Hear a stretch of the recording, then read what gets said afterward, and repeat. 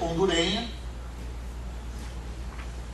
foi agredida num golpe de Estado que esperávamos o Obama estreante tivesse uma posição melhor. Na hora que ele se bandeia para a posição contrária, nos isola, e o Brasil ficou numa posição desgastante. Não se resolveu até agora, porque tem situações. Honduras não é um país que chega absolutamente importante, mas não é bom também as relações diplomáticas perpetuarem situações de limbo, né? Então, assim, o Lula acabou de falar que é um problemão, que ele não vai terminar o mandato dele reconhecendo esse governo, que é um governo legítimo, é resultado de um golpe, né? Então, o que nós tínhamos que ter feito naquela hora era uma outra concertação com eleições livres, o presidente constitucional hondurenho presidindo o pleito. Como isso não foi aceito, impôs uma situação que o Brasil não podia aceitar, não aceita o resultado das eleições. Agora, não quer dizer que essa política de independência e soberania brasileira ela tenha de ser perfeita, porque os seres humanos não são perfeitos, portanto o Lula não é perfeito, os governos não são perfeitos. Eu já expus aqui algumas divergências dentro do governo, falei do Jobim, falei do Stefanes, ataques ao PTH, nasceram dentro do governo. E em direitos humanos, eu sou muito pressionado para fazer críticas à política externa brasileira por causa do Sudão, Darfur, por causa do Irã, e Zimbábue, e etc, etc, etc. A minha posição é de concordância geral, plena, profunda, ampla com a política externa brasileira. Agora, como crítico, pensamento crítico, nós não temos que transformar isso num fanatismo de achar que sempre nós acertamos. O Brasil pode votar errado numa decisão ou outra. Por exemplo, na hora que aparece lá no Conselho de Direitos Humanos da ONU, um tema em que os países islâmicos, com quem nós temos boas relações, querem aprovar uma convenção chamada da difamação religiosa, ou seja, é para que não seja mais permitido chargistas escreverem crônicas com desrespeito a Maomé. Isso viola de tal maneira a nossa defesa do humor, da liberdade de imprensa, etc., que o Brasil não vai apoiar. Mas se absteve na votação. Ela foi derrotada, mas países aliados do Brasil em direitos humanos acham que o Brasil não tinha que ter votado, se abstido. Ele tinha de ter ido contra. Então, esse esforço de intermediação volta ao Irã.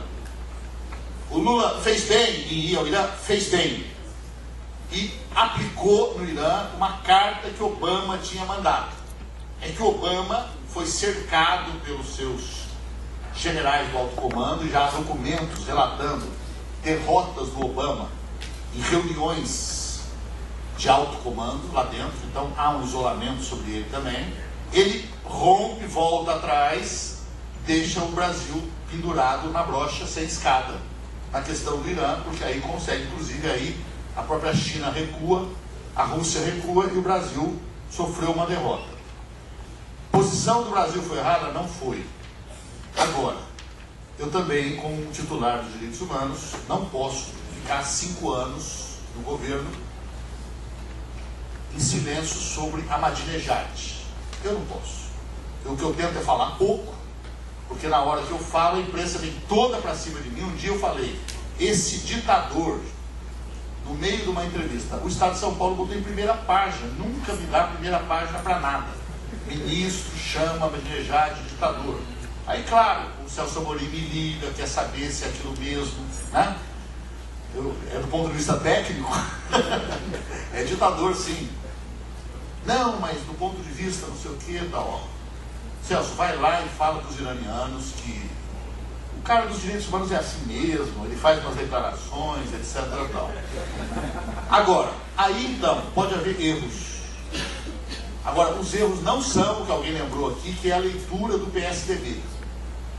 Que, lamentavelmente, eu já lamentei há pouco assim, a evolução do meu amigo José Serra, lamentavelmente, eles vestiram a posição da UDN em política externa.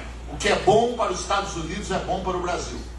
Bobagem. A nossa palavra de ordem é: nenhum país no mundo é respeitado se ele não exerce as suas ações de soberania e independência.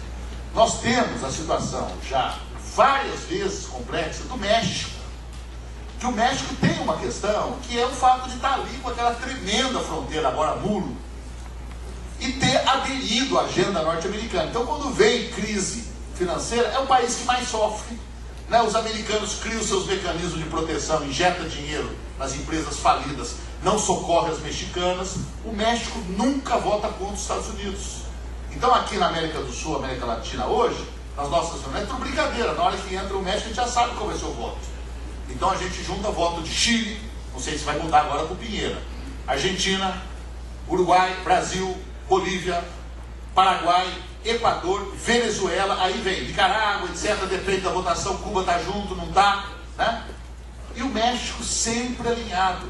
Não dá, o México merece muito mais do que isso. Na hora que o México começar a exercer soberania, os norte-americanos vão respeitar muito mais o México, a economia mexicana e as relações comerciais mexicanas com os Estados Unidos vão melhorar.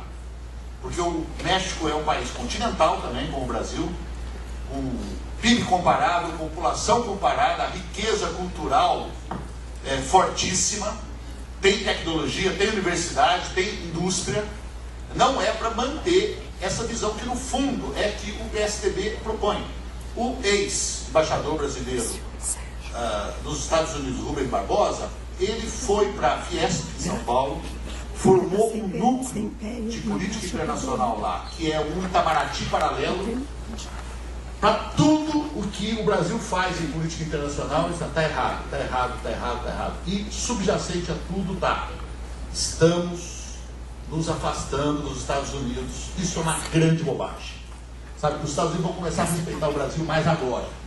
Senta junto, vota junto com os Estados Unidos em algumas questões, vota contra outros. Isso é independência, isso é a palavra liberdade e igualdade da Declaração Universal dos Direitos Humanos. Obrigado, gente.